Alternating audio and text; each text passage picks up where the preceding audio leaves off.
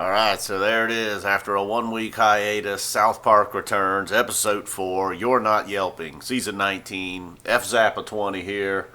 Didn't go all back into the PC thing. PC Principal did not make an appearance. No Garrison, no Caitlyn Jenner references.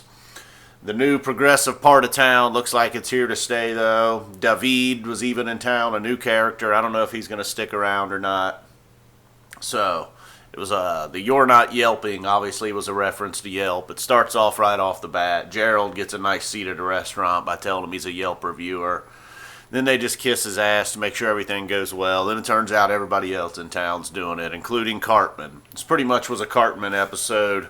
So once Cartman starts to feel like he's got some control and power, you know, that little madman, he's going off. Oh yeah, on a side note, one thing I noticed, they already changed the name, the spelling of shitty part of town.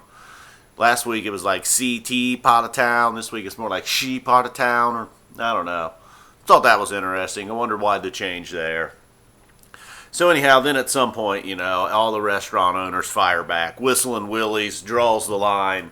He goes nuts, kicks all the Yelpers out, kicks one guy right in the ass, throws him out, throws Gerald out, says, "Get the fuck out of here. I'm sick of all you Yelpers. Nobody gives a fuck what you think." Then everybody stands behind Whistling Willie. People put out no Yelp signs.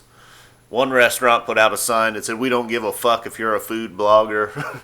That was probably one of the bigger laughs of the show. And then David, as David as Cartman called him, he got on TV, and the chief of police there, the red-haired guy, thought he was called out by David. His line was, "You heard him, that little Mexican kid just called me out."